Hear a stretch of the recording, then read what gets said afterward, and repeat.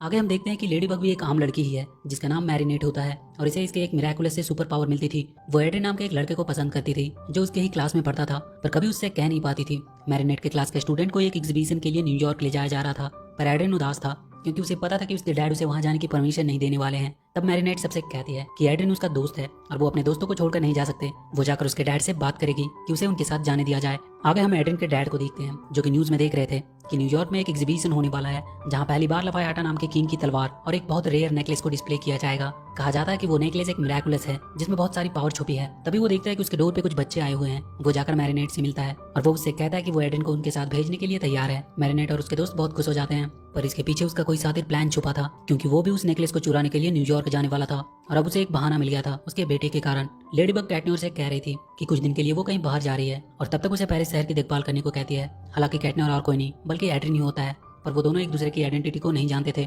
इसलिए वो दोनों अलग अलग दो जिंदगियां जी रहे थे। लेडी बग उसे एक डिवाइस देती है कि अगर यहाँ कुछ भी होता है तो उसे क्लिक करके वो उसे बुला सकता है।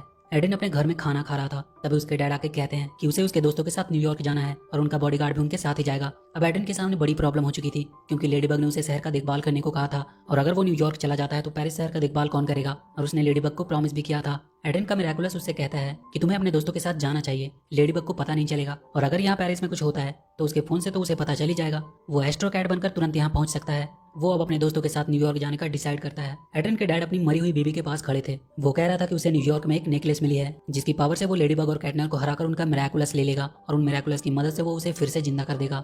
सारे स्टूडेंट्स न्यूयॉर्क जाने के लिए फ्लाइट में आ चुके थे।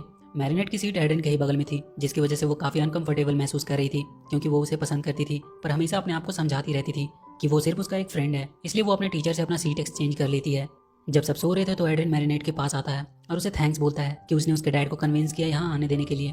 तभी उनके प्लेन पे एक हमला होता है। ये हमला था टेक्नो नाम के एक विलेन का जिसके पास किसी भी टेक्नोलॉजी को चुराने की खासियत थी। वो अपने पावर से प्लेन का एक इंजन बंद कर देता है। प्लेन एक साइड से झुक जाती है। तभी उनकी मदद के लिए अनकैनी नाम की एक सुपर हीरो आती है। एक्चुअली में एक प्रोग्राम्ड रोबोट थी जिसे मैजिस्टिया नाम के सुपर हीरो ने बनाया था। वो उन सबसे कहती है कि उनकी मदद के लिए यूनाइटेड हीरो आ रहे हैं, वो सब सही सलामत हैं। और तभी मैजिस्टिया की एंट्री होती है।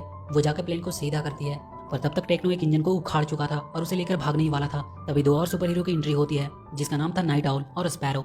नाइट आउल टेक्नो को पकड़कर बांध देता है। अनकैनी अपने पावर से प्लेन को फिर से ठीक कर देती है और वो सारे सुपर हीरो उस विलेन टेक्नो को लेकर चले जाते हैं। टेक्नो को पुलिस के हवाले कर दिया जाता है। अब वो सारे न्यूयॉर्क पहुंच चुके थे। अनकैनी और स्पैरो को उन बच्चों को देखभाल करने के लिए उनके साथ ही रख दिया जाता है। वो दोनों अपने इंसान रूप में उनके साथ ही रहते हैं। अगले दिन वो सब एग्जीबिशन के लिए म्यूजियम में जाते हैं। मैरिनेट के दोस्त उसे वहाँ के टीचर डीन गेट को दिखाकर कहती है कि ये भी एक सुपर हीरो है और इसे डोरमैन के नाम से भी जाना जाता है। ये किसी भी डोर को एक टेलीपोर्टिंग पैसेज की तरह बना सकता है। वो कहती है कि अमेरिका में सुपर हीरो को छुपकर नहीं रहना पड़ता है। अनकैनी और स्पैरो भी उन सबके साथ ही थे। इधर एड्रिन के डैड भी न्यूयॉर्क पहुंच चुके थे और वो अपने कार में अपनी असली रूप में आता है। उसके पास भी एक मिराकुलस था। वो बाकी दुनिया के लिए हॉक मॉथ के नाम से जाना जाता था। उसके पास एक ऐसी पावर थी जिसकी मदद से वो किसी को भी पावरफुल बना सकता था और यही काम वो टेक्नो के साथ करता है। वो उससे एक डील करता है कि वो उसे म्यूजियम से वो तलवार चुरा कर ला कर दे और इसके बदले में उसे बहुत सारी टेक्नोलॉजी चुराने का मौका मिलेगा और वो टेक्नो को बहुत पावरफुल बना देता है जिसके चलते वो पुलिस की गाड़ी से भाग जाता है। ये सब अभी भी म्यूजियम में ही थे। तभी एड्रिन अपने फोन में देखता है कि एक अननोन रोबोट ने पेरिस में हमला किया है। मैरिनेट सोचने लगती है कि अभी तक कैटनर वहां क्यों नहीं पहुंचा। तभी उस म्यूजियम में टेक्नो हमला करता है। वो और भी ज्यादा एडवांस्ड और पावरफुल हो चुका था। अनकैनी और स्पैरो उसे रोकने की कोशिश करती है। डोरमैन सबको सही सलामत वहां से निकालने लगता है। डोरमैन अनकैनी और स्पैरो को भी वहां से बाहर निकलने को कहता है पर तभी वो अनकैनी को पकड़ लेता है और उसके सारे पावर को अपने अंदर खींच लेता है। टेक्नो उन दोनों पे काफी भारी पड़ रहा था। वहां छुपे मैरिनेट और एड्रिन के पास अब कोई चारा नहीं बचा था। वो अपने मिरेकल्स को ऑन करते हैं और वो दोनों लेडीबग और कैटनर में बदल जाते हैं। लेडीबग स्पैरो को उठाती है। तभी वो कैटनर को देखती है। वो उससे कहती है कि तुम यहाँ क्या कर रहे हो, तुम्हें तो पेरिस में होना चाहिए था। कैटनर कहता है बहुत लंबी कहानी है, बाद में बताएगा। और वो दोनों जाकर अनकैनी को उस टेक्नो से बचाते हैं पर टेक्नो भागने में कामयाब रहता है। वो सब उनका पीछा करते हैं और आखिर में उसे पकड़ ही लेते हैं। टेक्नो उन दोनों पे हमला कर देता है। वो कैटनर को पकड़कर जोर से दूर फेंकता है।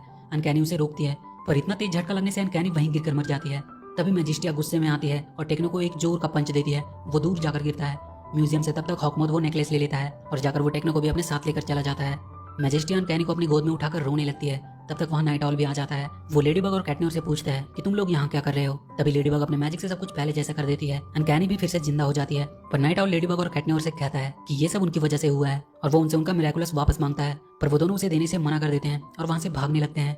वो दोनों एक मेन हॉल में जाकर छुप जाते हैं। लेडीबग देखती है कि पेरिस में उस रोबोट ने बहुत तबाही मचाई है और वो अचानक कहीं गायब हो गया है। वो बहुत उदास हो जाती है क्योंकि वो चाहकर भी अब सब कुछ ठीक नहीं कर पाएगी क्योंकि वो अपने पावर से सब कुछ तभी ठीक कर पाती है जब तक विलेन वही हो। पर वहाँ का विलेन तो गायब हो गया है। कैटनर कहता है सब उसकी गलती है, उसने ही सबको खतरे में डाल दिया और वो अपने मिरेकुलस वहीं छोड़कर चला जाता है क्योंकि उसे लगने लगा था कि वो इसके काबिल नहीं है।